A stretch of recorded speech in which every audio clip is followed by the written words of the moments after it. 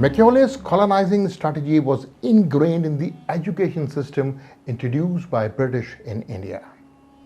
Somehow, its effect has survived even after independence. Those who speak only Hindi or other Indian languages and are not very well conversant with English are generally looked down upon in our country.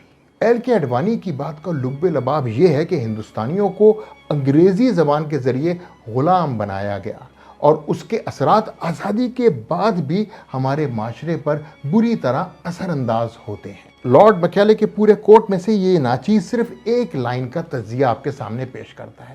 We cannot conquer this country unless we break the very backbone of this nation, which is her spiritual and cultural heritage. ہم یہ ملک اس وقت تک فتح نہیں کر سکتے جب تک ہم اس قوم کی ریڑھ کی ہڈی یعنی اس کی روحانی طاقت اور ثقافت کو تباہ نہ کر دیں.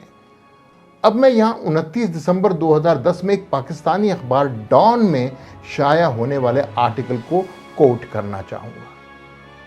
کیونکہ انگریزی اخبار ہے تو میں انگریزی اقتباس آپ کو پڑھ کے سناتا ہوں.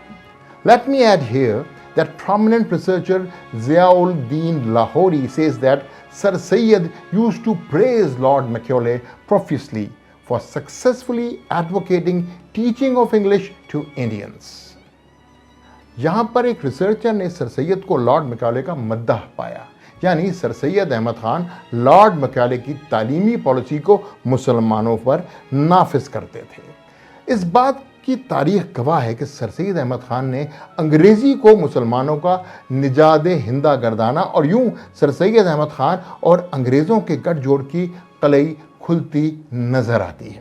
سر سید احمد خان کے روحانی پیشوا جناب شاہ اسماعیل اور سید احمد بریلوی کا ذکر بھی لانا یہاں لازم نظر آتا ہے. اسلام میں سے روحانیت باہر نکالنے کا واحد ذریعہ اس عظیم دین میں سے عشق محمدی صلی اللہ علیہ وآلہ وسلم کو نکالنا ہے. یہ کام وہابیوں کے فرنچائز ہولڈر علماء اہل دیوبند نے خوب انجام دیا اور سر سید احمد خان نے لارڈ مکیولے کا مشن پوری طرح حاصل کرنے میں انگریزوں کی بھرپور مدد کی. واضح رہے سر سید احمد خان نیچریت کے حامی تھے اور خود کو وہابی بھی تسلیم کرتے تھے. اب دلچسپ بات دیکھیے کہ 6 جنوری 2024 کو بھارتی ڈیفنس منسٹر کیا کہتے ہیں.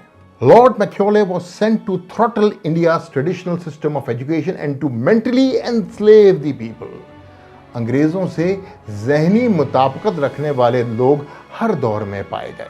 اب سر سید احمد خان کی جمنا کنارے فرنگیوں کی الاٹڈ زمینوں کی بات کریں یا آج کے پاکستانی کن ذہن لیفٹسٹ لبیڈوز کی، خان کی ٹویٹ اور ایل کے اڈوانی کی سٹیٹمنٹ کے بعد پاک و ہند کے زر خرید لبیڈوز نے لارڈ مکیولے کے اس بیان کو فیک ثابت کرنے کی بھرپور کوشش کی اور یہ کیمپین 2012 سے 2020 کے درمیان بھرپور طریقے سے چلا. اس کیمپین میں ویڈیوز، مائکرو بلاگنگ اور ایکس کے تھرو بے انتہا کام کیا گیا اور بتایا گیا کہ 2 فروری 1835 کے جعلی منٹس آف میکلوے بھی نکالے گئے اور پمفلٹس کی طرح چھاپ دیے گئے. اس بات کو قائم کرنے کی کوشش کی گئی کہ میکلوے نے ایسا کچھ نہیں کہا تھا.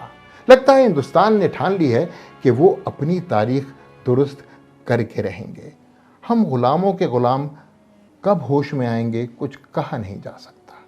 انسنی باتیں جواد رضا خان.